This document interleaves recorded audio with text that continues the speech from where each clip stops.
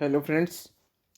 तो हमने first lecture constitution of India चल रहा था, इंडियन पॉलिटी, जिसमें हमने फर्स्ट लेक्चर में पढ़ा था कॉन्स्टिट्यूशन एंड कॉन्स्टिट्यूशनलिज्म के बारे में। देन फिर हमने पढ़ा था इंडियन कॉन्स्टिट्यूशन कैसे बना था, कॉन्स्टिट्यूएंट असेंबली एस्टेब्लिश हुई थी, उस कॉन्स्टिट्यूएंट असेंबली में के लोगों ने कॉन्स्टिट्यूशन को बनाया था। ये सब हमने पढ़ा था। उसके बाद हमने salient feature of Indian constitution पढ़े थे, जैसे कि हमारा इंडियन कॉन्स्टिट्यूशन वर्ल्ड का सबसे बड़ा कॉन्स्टिट्यूशन है और रिटन फॉर्म में है। ये तो 3 क्लासेस ऑलरेडी हमारे कॉन्स्टिट्यूशन पे, इंडियन पॉलिटी पे हो चुकी हैं। नाउ ये फोर्थ क्लास है। इस फोर्थ क्लास में हम पढ़ेंगे शेड्यूल ऑफ द कॉन्स्टिट्यूशन। तो अब हम फोर्थ क्लास स्टार्ट कर रहे हैं और इसमें हम पढ़ेंगे शेड्यूल्स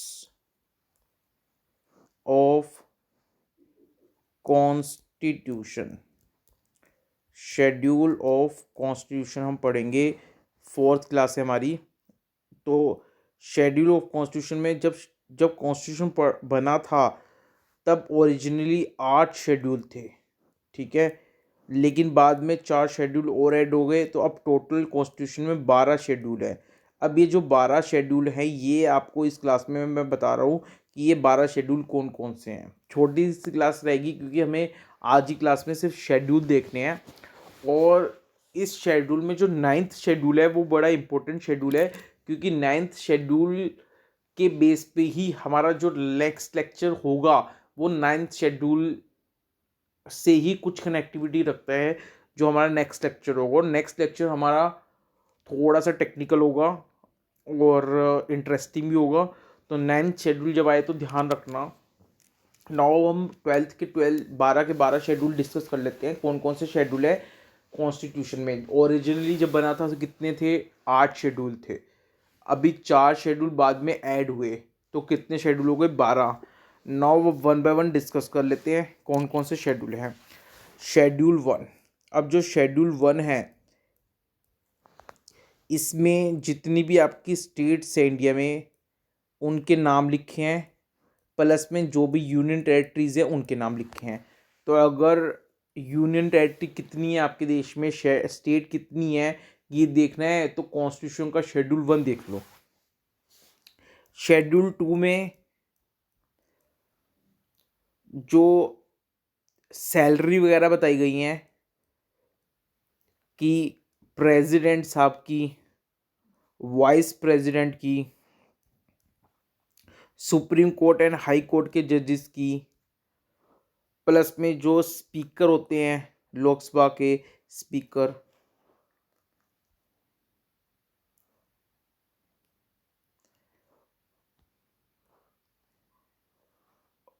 स्पीकर जो होंगे लोकसभा के स्पीकर की, इन सब की, इन सब लोगों की सैलरी शेड्यूल 2 में मेंशन है। तो शेड्यूल 2 में क्या बता रखा है, salary and allowances of president, vice president, speaker, जजेस of supreme court, high court, controller and auditor general of India etcetera, इन लोगों की सैलरी एंड अलाउंसेस के बारे में शेड्यूल 2 में बताया हुआ है। नाउ थर्ड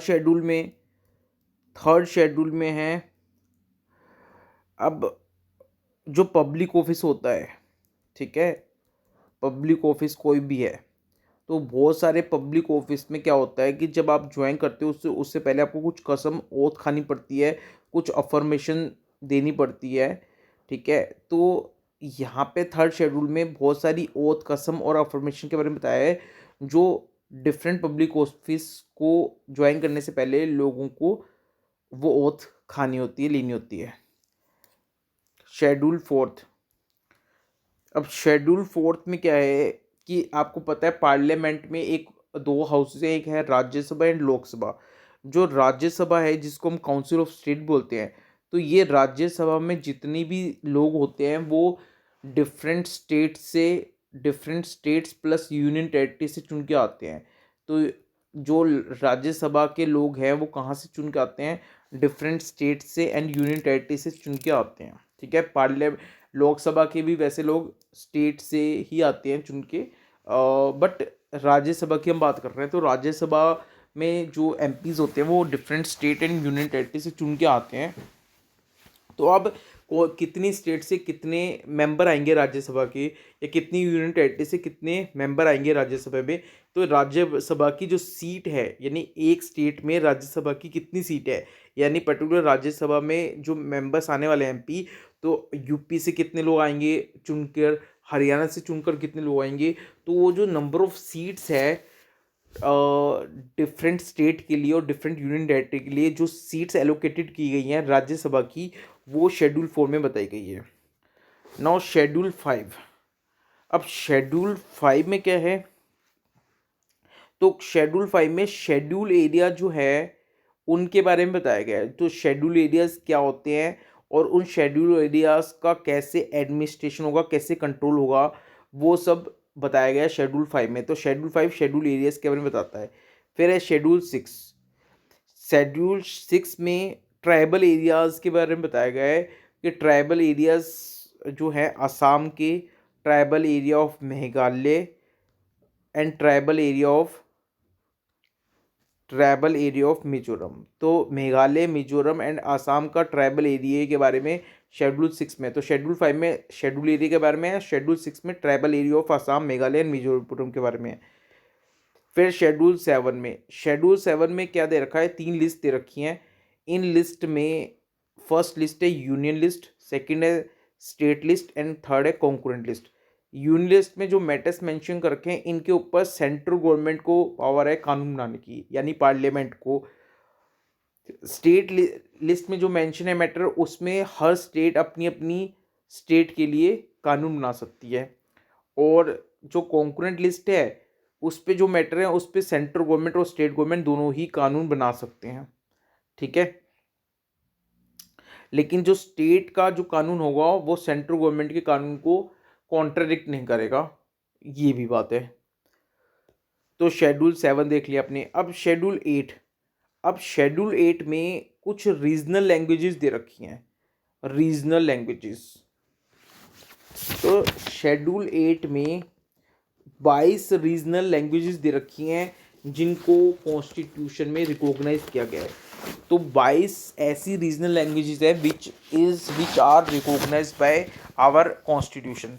वो रीजनल लैंग्वेजेस जब स्टार्टिंग में कॉन्स्टिट्यूशन बना था तो 14 रीजनल लैंग्वेज कॉन्स्टिट्यूशन में थी। फिर बाद में जाके 8 लैंग्वेज और ऐड हुई। तो शुरू की जो 14 लैंग्वेज हैं रीजनल लैंग्वेज जब कॉन्स्टिट्यूशन बना था, वो कौन कौन सी है, एक तो आसामी है, एक बंगाली है, गुजराती, हिंदी, कन्नड़, कश्मीरी, मलाय मलया मलयालम मलयालम मलयालम मराठी, उड़िया, पंजाबी, संस्कृत, तमिल, तेलुगु एंड उर्दू। तो देखो शुरू में जब कॉन्स्टिट्यूशन बना था तो कौन सी 14 रीजनल लैंग्वेजेस थी, दोबारा बोल देता हूँ, आसामी, बंगाली, गुजराती, हिंदी, कन्नड़, कश्मीरी, मलयालम, मराठी, उड़िया, पंजाबी, संस्कृत, तमिल, तेलुगु एंड उर्दू। ये 14 लैंग्वेज थी जब कॉन्स्टिट्यूशन बना था। फिर बाद में एक 15th लैंग्वेज ऐड हुई, सिंधी। तो 15 लैंग्वेज सिंधी ऐड हुई। कौन सा कॉन्स्टिट्यूशन अमेंडमेंट एक्ट हुआ, तो ये था 21st कॉन्स्टिट्यूशन अमेंडमेंट एक्ट, जिससे 15वीं रीजनल लैंग्वेज सिंधी ऐड हुई, और ये 21st कॉन्स्टिट्यूशनल अमेंडमेंट था 1967 में। तो 15th language through 21st constitutional amendment 1967 में कौन सी 15th language regional language add हुई थी, सिंधी। उसके बाद 71 कॉन्स्टिट्यूशनल अमेंडमेंट हुआ 1992 में, ठीक है। और इसमें 3 और लैंग्वेज ऐड हुई। वो 3 लैंग्वेज थी कोंकणी, मणिपुरी एंड नेपाली। तो कोंकणी, मणिपुरी एंड नेपाली ऐड हुई। तो देखो 21st कॉन्स्टिट्यूशनल अमेंडमेंट में एक सिंधी लैंग्वेज ऐड हुई थी, और 71 कॉन्स्टिट्यूशनल अमेंडमेंट हुआ तो उसमें 3 लैंग्वेज ऐड हुई, कोंकणी, मणिपुरी एंड नेपाली। अच्छा, उसके बाद फिर 92nd कॉन्स्टिट्यूशनल अमेंडमेंट हुआ 2003 में। तो 2003 में फिर 92nd कॉन्स्टिट्यूशनल अमेंडमेंट हुआ, और इसमें 4 रीजनल लैंग्वेज ऐड हुई, Bodo, Marathi, Santhali, SNTHALI Santhali, and Dogri, DOGRI Dogri. तो बोडो, डोगरी, संथली एंड मराठी, ये 4 लैंग्वेज 92nd अमेंडमेंट के थ्रू ऐड हुई।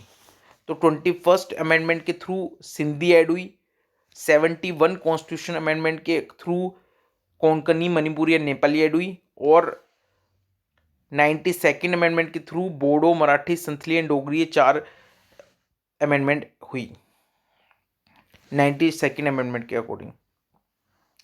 तो अब टोटल देखा जाए तो 22 रीजनल लैंग्वेजेस हैं हमारे शेड्यूल 8 में जो इंडियन कॉन्स्टिट्यूशन में रिकॉग्नाइज्ड है। नाउ अब आता है शेड्यूल 9। अब शेड्यूल 9 आपको बताया था बड़ा इंपॉर्टेंट है। अब देखो, आपको पता है कि हमारा जो लेजिस्लेचर है, यानी जो कानून बनाता है, वो कोई भी ऐसा कानून नहीं बना सकता जो कॉन्स्टिट्यूशन के अगेंस्ट है। यानी लेजिस्लेचर ने कोई ऐसा कानून बना दिया जो कॉन्स्टिट्यूशन की बात को कॉन्ट्राडिक्ट कर रहा है, तो ऐसा कानून अनकॉन्स्टिट्यूशनल है, और सुप्रीम कोर्ट और हाई कोर्ट के पास पावर है उस कानून को जुडिशियल रिव्यू करके उसको अनकॉन्स्टिट्यूशनल ठहरा सकती है। लेकिन शेड्यूल 9 में क्या हुआ, कुछ स्टेट के लॉ और कुछ सेंट्रल के लॉ यहाँ पे डाले गए शेड्यूल 9 में, और एक आर्टिकल 31B बनाया गया, और 31B में ये बताया गया कि जो शेड्यूल 9 में एक्ट्स मेंशन होंगे, चाहे वो स्टेट के एक्ट्स हैं चाहे वो सेंट्रल गवर्नमेंट के एक्ट हैं, वो एक्ट पर जुडिशियल रिव्यू नहीं होगा, यानी सुप्रीम कोर्ट उसको अनकॉन्स्टिट्यूशनल नहीं ठहरा सकती, जो सुप्रीम कोर्ट को उस पर जुडिशियल रिव्यू करने की अलाउ ही नहीं है, ऐसा आर्टिकल 31B में मेंशन किया गया। लेकिन सुप्रीम कोर्ट ने 2013-14 में एक जजमेंट में बोला कि देखो चलो, शेड्यूल 9 में जो भी एक्ट्स हैं, चाहे वो स्टेट के हैं चाहे वो सेंटर के हैं, सुप्रीम कोर्ट उसमें इंटरफेयर नहीं करेगा, और सुप्रीम कोर्ट उसके ऊपर जुडिशियल रिव्यू भी नहीं करेगा, ये चेक भी नहीं करेगा कि वो कॉन्स्टिट्यूशनली वैलिड है कि नहीं, बट प्रोवाइडेड कि वो एक्ट कॉन्स्टिट्यूशन के बेसिक स्ट्रक्चर को हैम्पर ना करे। अगर वो एक्ट कॉन्स्टिट्यूशन के बेसिक स्ट्रक्चर को हैम्पर करेंगे तो सुप्रीम कोर्ट शेड्यूल 9 में जो मेंशन है एक्ट्स, उनके ऊपर जुडिशियल रिव्यू करेगा। ये सुप्रीम कोर्ट ने अपनी जजमेंट में साफ कर दिया। नाउ शेड्यूल 10 पे आ जाओ। अब शेड्यूल 10 में क्या है, अगर कोई पार्टी डिफेक्शन करती है, डिफेक्शन का मतलब दल बदलू, एक पार्टी से नेताजी जीत गए और वो दूसरी पार्टी में जा रहे हैं, तो इस तरह से हम बोलते हैं दल बदल करना, इसको बोलते हैं डिफेक्शन। तो अगर कोई डिफेक्शन करता है, यानी एक पार्टी से जीतता है और फिर वो दूसरी पार्टी में जाता है बंदा, तो ये डिफेक्शन है, और डिफेक्शन के ग्राउंड पे उस बंदे को डिसक्वालीफाई करा जा सकता है, और वो बंदा अगर MLA है या MP है तो उसको अपना पद छोड़ना पड़ सकता है। तो यहाँ पे शेड्यूल 10 में डिसक्वालिफिकेशन दे रखी है on the ground of defection, बात करेंगे आने वाले लेक्चर्स में। शेड्यूल 11 पे आ जाओ। शेड्यूल 11 पे जो पंचायत है, उन पंचायत में कौन कौन से मैटर होंगे, यानी ये बताया है शेड्यूल 11 में कि पंचायत के पास कौन कौन से मैटर होंगे। यानी देखो, सेंट्रल गवर्नमेंट हो गई, स्टेट गवर्नमेंट हो गई, और हर स्टेट में पंचायत भी होती हैं जगह जगह।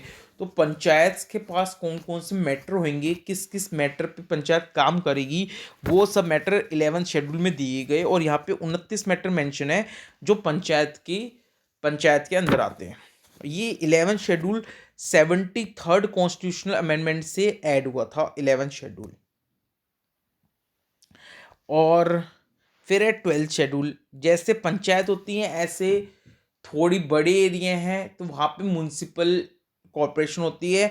तो शेड्यूल 12 जो था वो 74th कॉन्स्टिट्यूशनल अमेंडमेंट से एक्ट हुआ, और यहाँ पे म्यूनसिपैलिटी के पास कौन कौन से एरियाज हैं जिस पे म्यूनसिपल कॉरपोरेशन को काम करना है, ऐसे 18 मैटर हैं। तो पंचायत के पास 29 मैटर हैं और म्यूनसिपल कॉर्पोरेशन के पास, म्यूनसिपैलिटी के पास 18 मैटर हैं शेड्यूल 12 में। 74th कॉन्स्टिट्यूशन अमेंडमेंट से ये शेड्यूल 12 ऐड हुआ था। तो शेड्यूल 11 बात करता है पंचायत की, पंचायत के पास 29 मैटर हैं। शेड्यूल 12 बात करता है म्यूनसिपैलिटी की जिसके पास 18 मैटर है। शेड्यूल 11 ऐड हुआ था पंचायत वाला 73rd अमेंडमेंट से। शेड्यूल 12 जो म्यूनसिपैलिटी की बात करते हैं वो ऐड हुआ था 74th कॉन्स्टिट्यूशनल अमेंडमेंट से। ये 12 शेड्यूल आपको बता दिए हैं, 12 शेड्यूल को कर लेना, ठीक है रिवाइज। फिफ्थ लेक्चर जब पढ़ेंगे तो अब हमारा टॉपिक होगा बेसिक स्ट्रक्चर ऑफ कॉन्स्टिट्यूशन। आपको याद है जो शेड्यूल 9 है उसमें जो एक्ट्स मेंशन है उस पर जुडिशियल रिव्यू नहीं हो सकता। आर्टिकल 31B मेंशन में साफ साफ लिखा है ऐसा, गवर्नमेंट ने आर्टिकल 31B लाया, और अब आर्टिकल 31B के अकॉर्डिंग जो एक्ट शेड्यूल 9 में है उसके ऊपर जुडिशियल रिव्यू नहीं हो सकता। लेकिन सुप्रीम कोर्ट ने ये साफ कर दिया अगर शेड्यूल 9 वाले एक्ट्स अगर कॉन्स्टिट्यूशन के बेसिक स्ट्रक्चर को हैम्पर करेंगे तो उन पर जुडिशियल रिव्यू होगा, अदरवाइज नहीं होगा। सुप्रीम कोर्ट ने ये बात क्लियर कर दी है। तो अब ये देखेंगे सुप्रीम कोर्ट ने बेसिक स्ट्रक्चर ऑफ कॉन्स्टिट्यूशन किसको बोला है, और ऑब्वियसली बात है अगर शेड्यूल 9 के act basic structure of constitution को हैम्पर करेंगे तो उन पे जुडिशियल रिव्यू होगा ही होगा। सुप्रीम कोर्ट ने ये क्लियर कर दिया है। तो नेक्स्ट लेक्चर हमारा basic structure, doctrine of basic structure of constitution पे आने वाला है। बड़ा इंपॉर्टेंट लेक्चर है, केशव नंदा भारती केस आपको इसमें पढ़ने को मिलेगा।